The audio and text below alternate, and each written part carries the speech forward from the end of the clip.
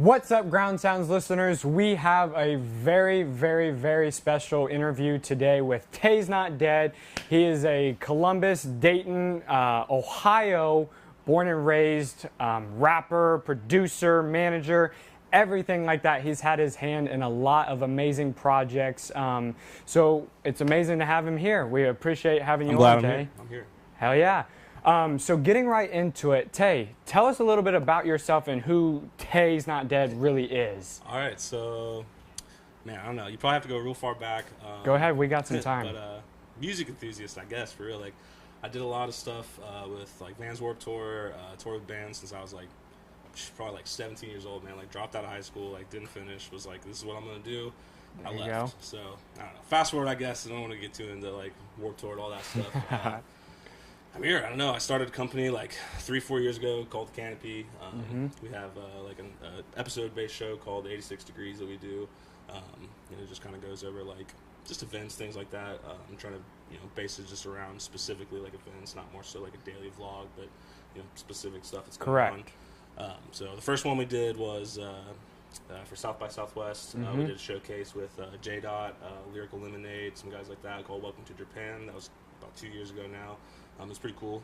We got Ski Mask, Ugly God on there, Chapo, Warhol SS, I don't know, man, too many to name, just a bunch of cool guys. That was real fun. Got to work with a lot of those dudes. SmokePurp, just shot some stuff for him. He's in the episode. So yeah, did all that, and then now we're just kind of riding off that a little bit, planning some stuff out. We got a cool launch coming in 2019. I don't want to go too far into it, but we got some stuff coming out to Melrose. You'll see. But yeah, so, and then now all that's kind of going, started going back to making some music. That's where the TaysNotDead thing came from. Started doing that, and now I'm making music. Well, sweet. So you said that you were from the Dayton area. So what was it like growing up in Dayton? It was cool, man. Like, I'm not gonna front, like a lot of people want to come off like, man, I had this, crazy rough childhood growing up. I'm from the hood. I'm from the States. Yeah, I'm not. You know what I'm saying? I'm from like a real small suburb out there, man. Like, I did up until probably like my junior year of high school, I did like a design media class kind of thing, which is probably where like a lot of the stuff started getting my graphic design background, things like that. Yeah, so it was weird, man. It was cool kind of growing up. It wasn't like too bad. It was kind of weird. It's a weird, I don't know how to say it, vibe out there, just because it's, you got the hood and you got the suburbs, and they're real close to each other, so there's a lot of intermingling and stuff like that. But yeah, it was definitely not bad. It's a nice little town, I guess. I don't know, but it's kind of weird now growing up, because it's actually, a lot of people say it's like the worst, like one of the worst cities. Yeah, it's been hit with some, we won't get too far into that, but. Some bad stuff. So, but yeah, so it's sad seeing some of that stuff, but other than that, it was not bad growing up, man. So you're out in LA a lot. So what's the transition like going from Dayton to the LA scene? Pretty crazy. Growing up, like, somewhere like Dayton, they don't really got stuff like that. And then going out there and just seeing like the vast amount of opportunity just everywhere. Just everyone's doing something. It's kind of crazy, because it's easier coming from a small town, and you say like, oh, I'm going out to South by Southwest, or I'm going on tour. Everybody there's, that's mind blowing to them. And then going out to LA, it's just that's what everyone's doing. So you gotta really like push yourself harder to stand out. Exactly. With people. Yeah. Because it's, the LA scene has already been established for what it is, the music scene, the fashion, the art, the whole kit kat and caboodle, per se, of what it is compared to the Ohio scene. So you really have to kind of fight harder to gain a spot there compared to Ohio, correct? Would you say? Absolutely. That's 100% right. 100%. Would you say that you see Ohio starting to kind of get that competitive edge in the music, art, fashion, culture scene? Yeah, definitely, man. I definitely don't want to say, like, people here work hard, man. Like, I have so much respect for everybody around here, like, everyone local, man. Like you guys had Major on here the other day. He's killing it. Like, Savion's local engineer, dude. He's killing it, man. I don't know if you guys ever heard of the Breathing Backwards, those dudes, Andy and Brody, man. They're killing it, like, absolutely just killing that scene. I've done some songs with them. They're killing it. Yeah, definitely, man. I mean, people work hard out here. Like, there's no joke about it. I mean, we just saw now Bone Thugs and Harmony just was featured on Wiz Khalifa's tape, so they're out of Ohio as well too. So there's lots of actually big talent coming out from Ohio. So going back to the South by Southwest campaign that you did, tell us a little bit more about that. You got to work with Bennett, which is a huge staple in the music industry for Lyrical Lemonade. You worked with people like Ski Mask. You worked with people like SmokePurp. So kind of what was that journey like for you? It was pretty cool, man. I really hadn't done anything in this industry when I went out there and did that. So it was kind of weird to like be thrown into that. Correct. And again, this was 2 years ago. So like this was like right as Lyrical Lemonade and Cole was starting to grab their, big upbringing. Yes. Ski Mask and them were still considered underground artists. So it was really cool just being like thrown into that and just immediately over the next 2 years just seeing that whole uprise of all this. Of them growing and really blowing up to what they are. Growing, yeah. And it was cool, man. It was cool working with them out there. I mean, it was definitely, there were huge sold-out shows. Like, SmokePurp was out there, killed it. Ski Mask out there, killed it.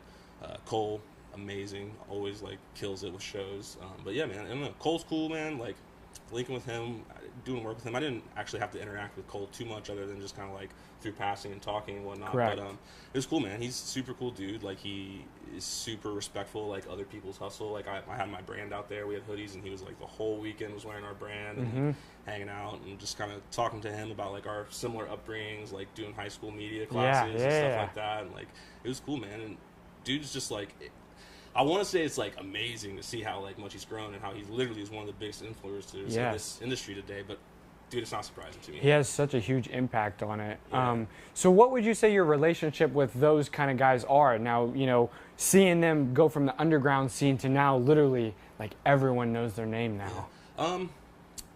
I don't know, man. It's hard to say. Like, my personal, like, relationship with them, I would say, is, like, I mean, even though, like, I've worked with them in the past, dude, I'm still, like, I'm inspired by them for real, man. Yeah. Like, it's just cool to see, like, them do those things. And, like, really, like, when I was out there, I feel like a lot of us didn't really know what we were doing because it wasn't really a thing yet. And then now, like, Cole's developed Lyrical Lemonade into what it is. And now it's a whole subgenre. It's a whole industry. It's a whole scene. And now it's kind of like they've established a place for other people, you, me, whoever, to kind of come in and break out into this new market. Correct. So it's cool. Hell yeah. So now you kind of talked about your brand, Canopy, correct? Yeah. So give us a little backstory about that, where that started, and kind of the whole story with Canopy. Yeah. So Canopy started a long time ago, way before I was in any of this stuff. It was actually going to be a shop in Dayton for like outdoors gear. Oh. Yeah, so totally off the board. And I did like a Kickstarter for it, and we raised like $30,000 for it. Based off of, I rebuilt like a motorcycle. Here in Dayton, you did the Kickstarter. Yep. Wow. And I raffled off a motorcycle, and I sold the raffle tickets. That was what you got for donating to the Kickstarter.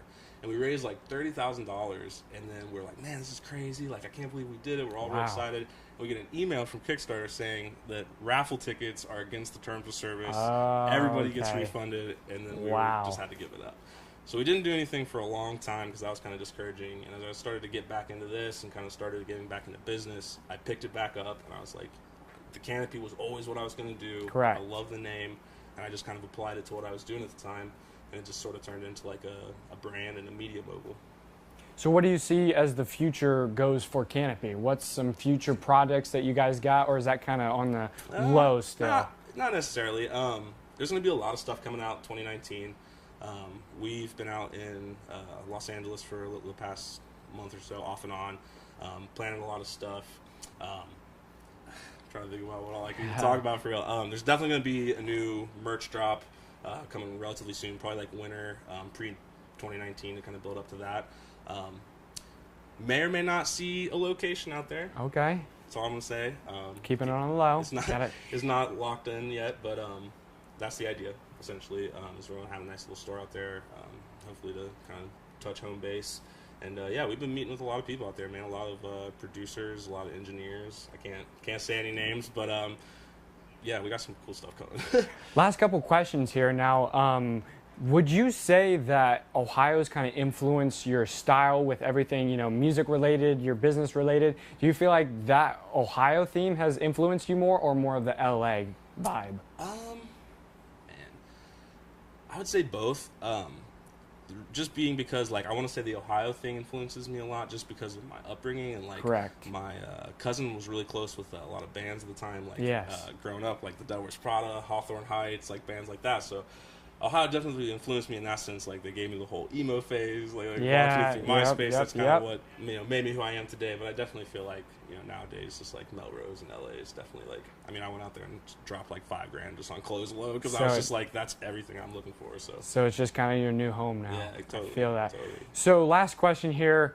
You now have started getting into the rap game yourself. You know, you have a song out with Major Zoe. We had Major Zoe here in the studio. Tell us a little bit about that, any collaborations, projects, or anything like that that you can tell us about your new kind of journey you're taking on. Yeah, totally. So started making music probably like 2-3 months ago. Me and Major did 2 songs together. We dropped those, dude. Shout out Major Zoe. Yeah, totally. Major's killing it.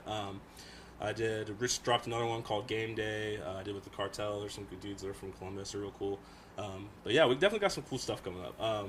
That's exciting.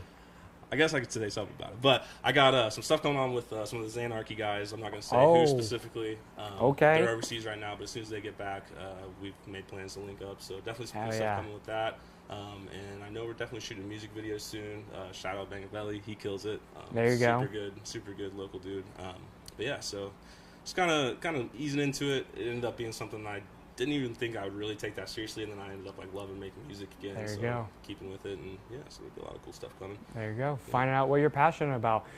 Well, guys, that about wraps it up here. We have TaysNotDead on here. Where can they check you out, my dude? So SoundCloud, TaysNotDeadX, Instagram, TaysNotDeadX, Twitter, TaysNotDead, no X. There you go. Make sure to go check him out, guys. I really appreciate having him on. I hope you guys enjoyed. He's got a lot going for him. Make sure to go check out his brand, The Canopy, as well. Go check out all his work. Go check out the song with Major Zoe. And as always, go check out Groundsounds as well. Check us out on Facebook, Instagram, YouTube. Go check out the website. You know what it is, guys. We're back here in the Columbus area grinding. We're helping everyone out. So really appreciate you guys. I appreciate you coming on, Tay. That was awesome. So again, guys, make sure to stay tuned, and we out. Peace. I'm TaysNotDead. You're watching Groundsounds.